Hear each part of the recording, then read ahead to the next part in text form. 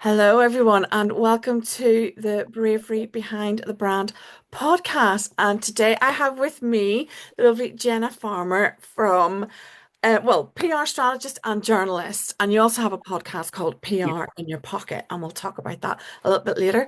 Welcome, and thank you for joining me. Thank you for having me. Really excited to talk to you. Yeah, and I'm looking forward to this as well. So, before we kick off, I'm going to ask you my three questions. And the song, if you've got a motivational song, we'll add it to the Spotify list that accompanies this podcast. So, do you have a favorite motivational song? So I'm not a massive one around motivation, but if I'm trying to get stuff done, I really like listening to like soundtracks to musicals that have got quite like a high tempo. So I'm loving like the Six musical soundtrack at the moment because it's like really high tempo. It's quite empowering, and so I would say the Six musical soundtrack. Well, I don't know that. I'm going to have to listen to that one. It's about Henry VIII, his six wives, but like reimagined as a musical. It's actually really clever. So Oh, it brilliant. gets you Oh, thinking about, the treatment of women and all of those sorts of things. So by the wow. end of it, you're like, let's go. I love musicals and I haven't seen that one, and I will definitely look at that. That sounds absolutely amazing. Thank you. And do you have a motivational quote?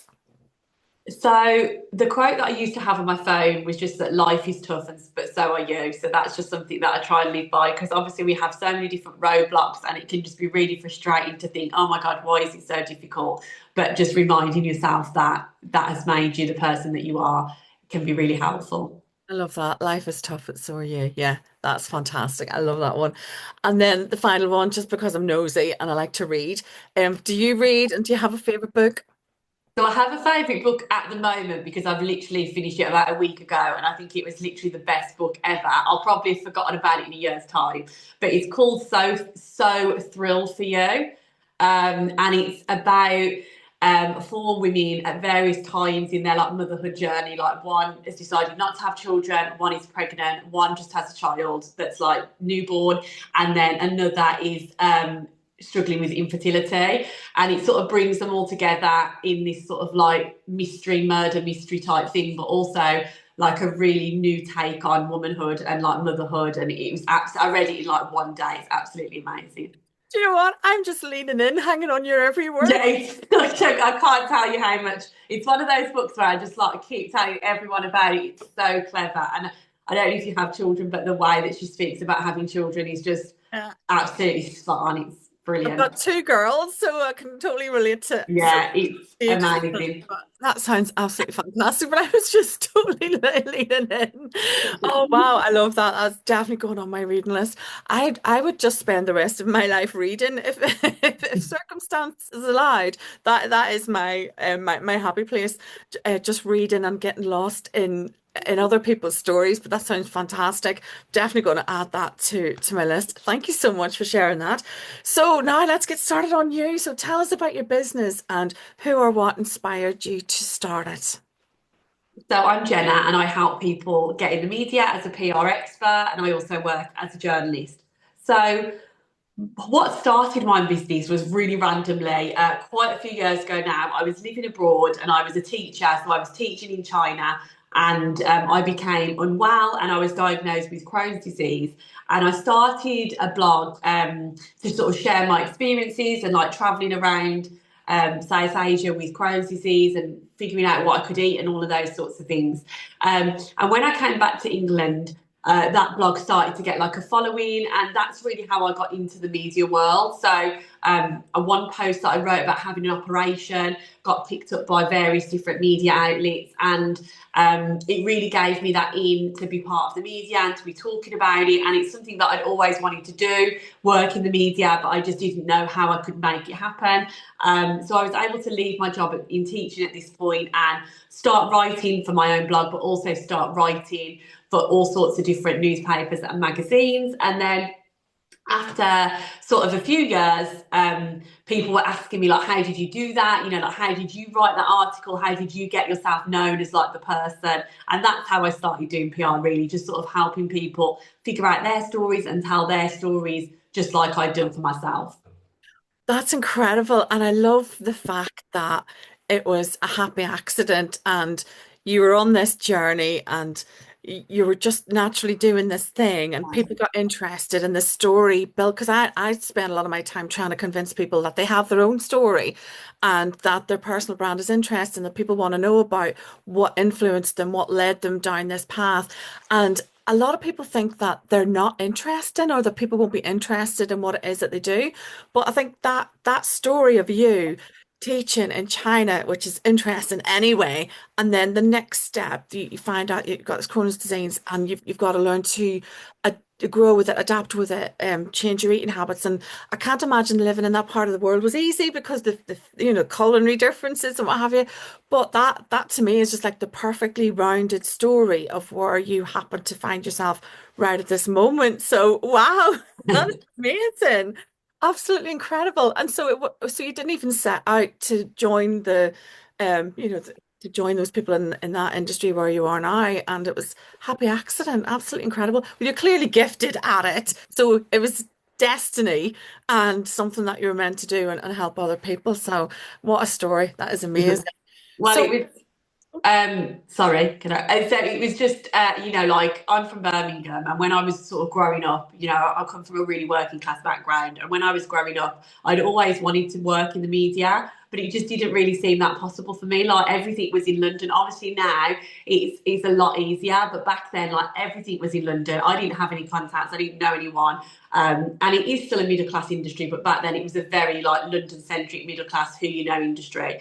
So it was something that I'd always wanted to do, but I just hadn't felt it was possible. And now that's why I'm so passionate, showing people like, look, I didn't know anybody, I didn't come from that media world, but I just sort of went out there and started telling my story, and that it's absolutely possible for other people to do the same as well.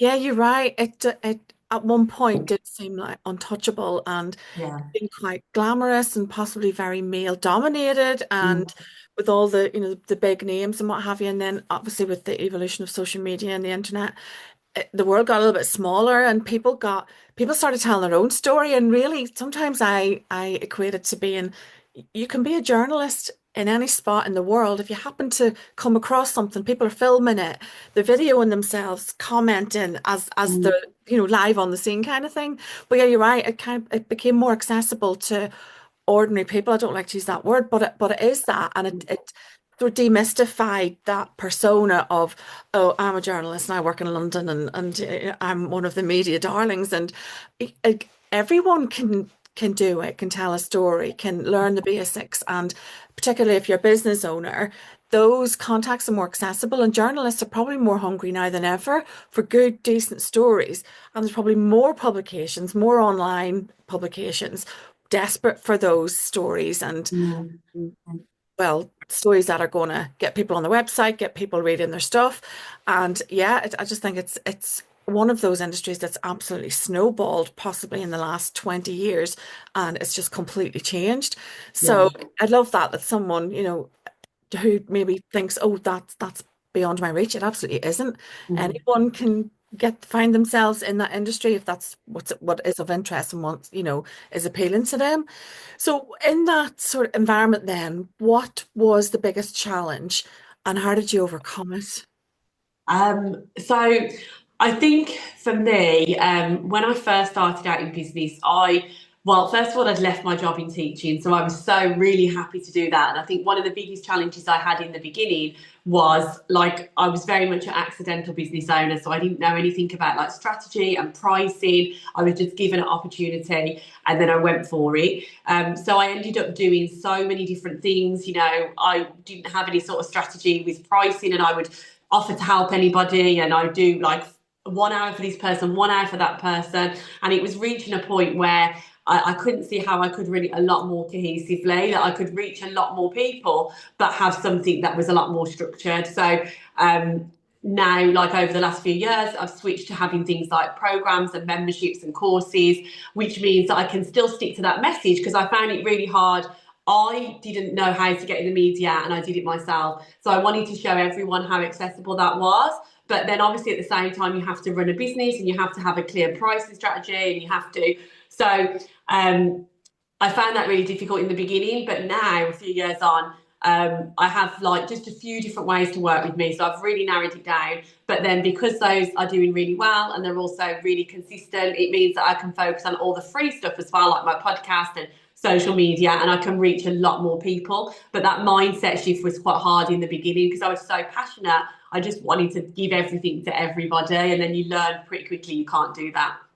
You probably just described every single business that's ever started.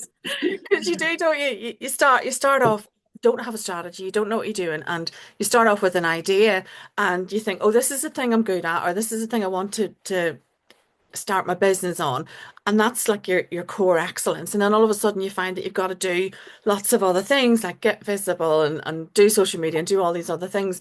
But yeah, you're trying to be all things to all people, and so you either burn out or you find the strategy, learn the strategy, and you work out how to do it. But yeah, that's probably a lot of people can relate to that. People pleasing, doing stuff for free, get doing all the things, and list of sort of not products that you haven't quite refined. But yeah, you probably just described it the perfect way to do it. Have the set amount of products that are working well for you, not a mountainous, confusing list of things. So then you can focus on all the other stuff that you enjoy doing, that, podcasts and things like that, because these are really good things for our business, getting out there, helping people and being a little bit more visible. But yeah, I'm sure loads of people can relate to what you've just said. So I'm curious, what were you teaching in China, by the way? Nothing to do with PR. So I used to be an English teacher, so that's what I traditionally trained as. Ah, right. Was that teaching English as a foreign language or like the traditional No, English? I was like, so I was first I was a secondary school teacher in England, and then I went over to do the same sort of thing in China. So teaching it as like GCSE and A level sort of Wow. way. So interesting. So you had good basics then to write. That was Yes, yeah. So I had the writing sort of background, and also what has really helped me is obviously the teaching background. So now obviously I teach in a very different way, but the format of scaffolding things and breaking it down and all of that actually transferred across really well to teaching adults how to get themselves in the media. yeah. No, it's so interesting. So if you could give yourself one piece of advice going back to that time, what would it be? So I would say to get into sort of communities or like masterminds or work get into groups of business owners sooner. So for the first couple of years, I just did it completely by myself. I didn't even know about like memberships and masterminds and courses and things like that. And the one thing that really helped my business take off was, like I invested and I was in a mastermind. It was, like 10 other business owners, having someone to constantly ask questions to and bounce ideas off. They are like bigger investments in your business, but that has just been invaluable. And I wish that I hadn't spent, years just trying to figure it out all by myself. I think everyone really needs some sort of community to sort of guide them along. Yeah, you're absolutely right. And I think while you'll have the core skills for everything you need, you'll be able to quickly identify the gaps. And that's kind of what I've done. I've stepping stoned and thought, right, I need to learn that. I need to learn that, and been able to quickly identify the next gap to move my business along. But the mastermind, surrounding yourself with people that are positive, that are moving in the same direction as you. And I think that'll help you get there much, much quicker. But you do at the beginning spend so much trying to do it on your own. And it's hard and it's overwhelming and it's easy to give up. But if you get yourself in with the right people, and it is going to take a little bit of investment, but I agree with you, you definitely need that environment. You need a good teacher, a good leader, and definitely good people around you to keep you inspired and to keep you from falling over and not giving up, because there's plenty of times whenever we think, oh, I don't want to do this anymore. So, how comfortable are you showing up for your audience? Are you comfortable on social media? Or are you happy just to rock up and do lives? How comfortable are you doing that? Yeah, I've definitely got a lot more comfortable as I've gone on. I think the only thing that I'm not as comfortable is like speaking live on the stages. So I feel really comfortable now. Obviously, having your own podcast, it really helps you practice things. So like doing lives on Facebook, being on social media, all of that, I feel really confident. The next thing I know that I need to work on a bit is speaking on stages and things like that. That is something where I sort of tend to put too much information in and speak quite fast. So that's something that I know that I need to work on probably this year. I think that is the biggie. Everybody struggles with Yeah, it. And I think if you're doing social media or you're doing this, I'm quite happy doing this if I'm talking with someone because I can have a conversation and yeah. I'm very comfortable doing that. I can do the solos, but I don't like sitting talking to myself, but you have to do it. And on stages, it's like when you've got all these eyes watching you and that they're doing it. And that I've spent a lot of time teaching people how to do that as well. And in my experience, if you get them interacting and you get them sort of asking questions and they're nodding back at you and getting involved, that kind of takes the pressure off. And I remember once I was giving a talk, and the talk was from my industry, so it wasn't that interesting. So every now and again I threw in a little joke, and I threw in a joke which really wasn't that funny, but the whole room erupted in laughter, and that absolutely threw me. And if it had been recorded, it would have been hilarious. But then I thought, that's really interesting, that observation, because after that, I relaxed then and I thought, oh, it's not so bad.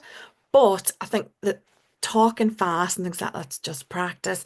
But for me, it's asking people questions, getting them to put their hand up, telling them a story, taking them on a journey, and giving them a question to reflect on.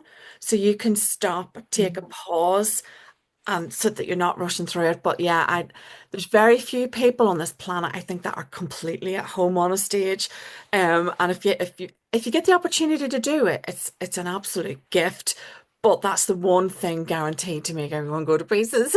But yeah, I feel your pain on that, but definitely a few tricks that can be mastered along the way. So, what is next for your brand, and where do you see it going in a few years' time? So I think over the last few years, I've been really happy with what I've done, but I've definitely had sort of things that I haven't been able to do. I've had to say no to a lot of things. My son is only 5, and he's autistic, and it's just a little bit harder with like childcare and things like that. So although I'm really happy with where my business is, I know that there's so many things that I could have said yes to. And my aim, hopefully, for this year and beyond, is to sort of do more in-person things. I think that a lot of people, especially with PR, me being able to sit down in small groups and really break things down is really beneficial. But I just haven't had that capacity to do it over the last few years. So I'm really hoping that in the next few years I can really ramp that up and do more in-person things and just try and, spread the message of how simple and easy PR can be, just in lots of different ways, because some people prefer online, some people prefer in person. So just being able to meet as many people's different needs as possible, is something I really want to do. So I'm really hoping in the next few years I can just sort of keep ramping up the in-person side of things, because I think that's really important with PR.